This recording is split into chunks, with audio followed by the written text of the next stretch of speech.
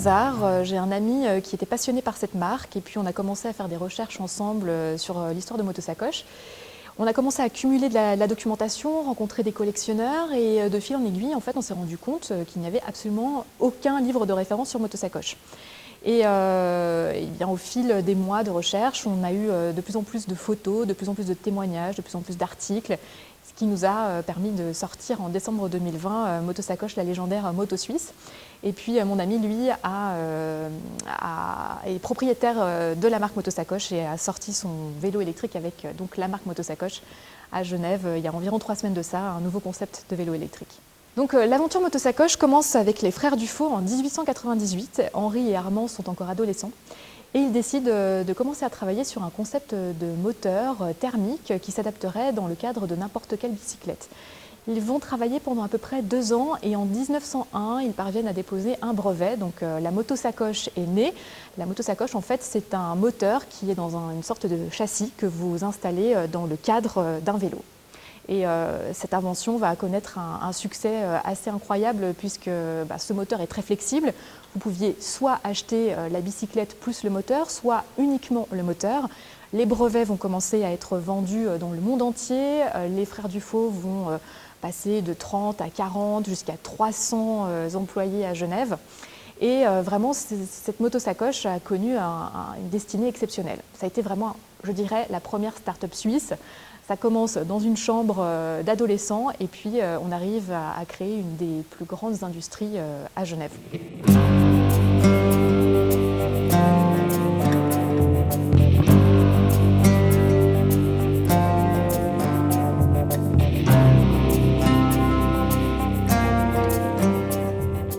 Alors, le premier atelier Motosacoche se situait à Carouge, rue des Caroubiers à l'époque. Donc là, ça a été vraiment le tout premier atelier qui a été géré par les frères Dufaux. Et puis ensuite, dans les années suivantes, ils se sont installés route des Acacias. Et l'entreprise n'a cessé de grandir jusque dans les années 1920, jusqu'à atteindre au plus fort de l'activité environ 1200 employés. Donc c'était assez conséquent. Et parallèlement donc à l'usine, disons, de Genève, qui occupait environ 300 employés dans les années 1905 et 1906, vous aviez une succursale à Turin, en Italie, qui, elle, employait jusqu'à 600 employés. C'était un partenariat qui avait été fait avec des industriels italiens. Et la société s'appelait la Società Meccanica Italo Ginevrina.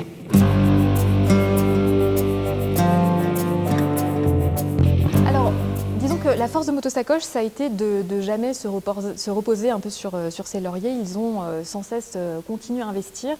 Et c'est dû notamment à un personnage qui s'appelle Jules Neher et qui est arrivé à Motosacoche en 1908. Donc les frères Dufaux, eux, étaient passionnés par la mécanique, mais ils ont très vite quitté l'aventure puisqu'en 1906, ils quittent Motosacoche. Et donc là, ce sont d'autres investisseurs en fait qui prennent le relais. Et en 1908, arrive un personnage qui s'appelle Jules Neher. Et il vient d'une famille de Suisse alémanique active dans la sidérurgie. Et c'est lui qui va un petit peu donner l'impulsion à Motosacoche de continuer à grandir et à faire de la recherche et à développer son concept de moto.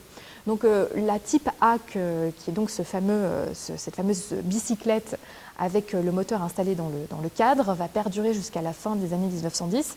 Et puis aux alentours de 1910-1911, on commence à avoir les premières vraies motos avec un châssis qui n'est plus, qui est vraiment un châssis de moto en fait. Vous ne pouvez plus décomposer la moto. Et à ce moment-là, les premières compétitions commencent à être organisées pour faire la promotion de la motocyclette. Et ce qui va donner un petit peu aussi l'impulsion qui va faire connaître la moto, ça va être malheureusement la Première Guerre mondiale. Puisqu'en 1914, tous les véhicules à moteur sont réquisitionnés et l'armée va commencer à s'équiper en motocyclette. Et au sortir de la guerre, vous aviez des gens qui ont été formés pendant la Première Guerre mondiale à manipuler ces engins. La motocyclette commence à devenir très populaire, le grand public est en quête de nouvelles formes de mobilité. Et Motosacoche est toujours là et va continuer à organiser des grandes compétitions à travers toute l'Europe ou participer à des grandes compétitions pour faire connaître la marque. Ils vont aussi équiper de nombreuses marques avec leur fameux moteur MAG, M-A-G, qui était frappé donc, sur le carter des motos.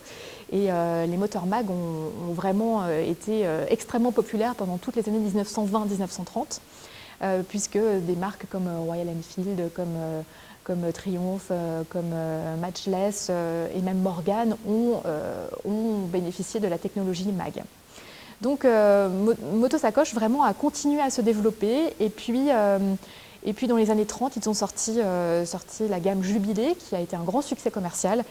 Et malheureusement, la Deuxième Guerre mondiale arrive et au sortir de la Deuxième Guerre mondiale, la moto n'est plus tellement à la mode. Ce qui va provoquer un petit peu la chute de Motosacoche, qui ne va pas vraiment prendre le virage de la voiture. Et à partir du milieu des années 1950, là, la production de motos s'arrête. Mais Motosacoche et les moteurs MAG restent quand même assez populaires et assez connus en Europe avec leurs moteurs industriels, leurs moteurs agricoles. Ils travaillent beaucoup pour l'armée, ils travaillent aussi beaucoup pour l'industrie. Je connais Alors, c'est vrai que la couleur emblématique du Motosacoche, c'est ce fameux vert kaki. Donc on ne sait pas très bien d'où ça vient, mais on peut imaginer que comme l'armée a été un des très gros clients de Motosacoche à partir, disons, des années 1913-1914 pour équiper les premières compagnies motocyclistes de l'armée suisse, on peut imaginer que ce vert kaki est arrivé parallèlement avec voilà, l'armée, la Première Guerre mondiale, etc.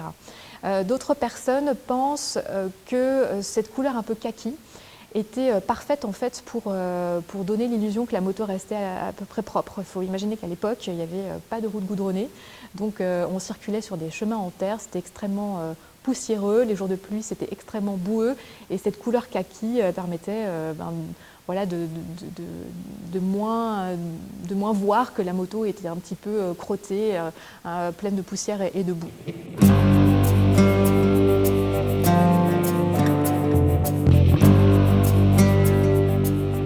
Alors, Motosacoche, la légendaire moto suisse, est sortie en décembre 2020. C'est un livre qui fait environ 300 pages dans lequel vous allez retrouver toute l'aventure Motosacoche, de l'origine, donc la création par les frères Dufaux, jusqu'à les grandes compétitions internationales qui ont été créées par Motosacoche, par exemple le Bol d'Or ou encore les 6 jours enduro, des compétitions qui existent encore aujourd'hui.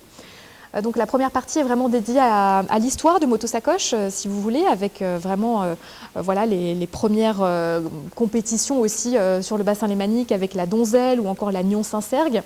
Et puis la deuxième partie du livre est plutôt consacrée en fait à la présentation des différents modèles de Motosacoche. Donc on a eu la chance de pouvoir photographier dans des collections privées des modèles de Motosacoche de toute beauté. Donc pour les amateurs de motos anciennes, eh bien, vous pourrez voir la beauté de ces engins dans la seconde partie du livre. Alors vous pouvez le trouver sur motosacoche.suisse, vous pouvez aussi le trouver en ce moment à l'Association pour le patrimoine industriel qui organise cette très jolie collection Motosacoche, et puis le livre est également en vente chez Payot.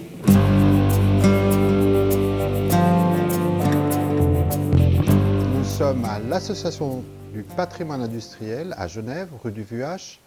Et nous avons l'habitude de montrer des objets emblématiques de l'industrie suisse.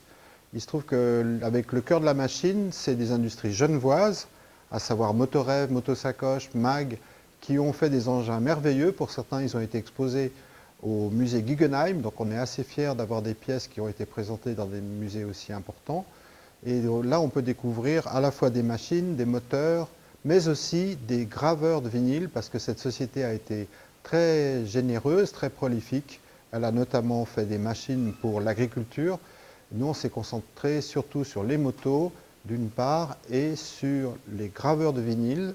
Et donc, une fois par mois, on grave des vinyles avec M. André Corpato sur du matériel MAG. MAG, ça veut dire Motosacoche, Acacia Genève. Cette exposition a commencé depuis un mois et elle finit le 5 décembre 2021. Ensuite, on aura un travail sur la chaise, très particulier, sur une chaise qui va être l'objet d'un concours, un concours qu'on lance dès aujourd'hui, et chacun pourra réaliser une chaise selon les plans de Enzo Mari, disponible donc à l'API, l'Association pour le patrimoine industriel, l'écomusée rue du Vuache à Genève.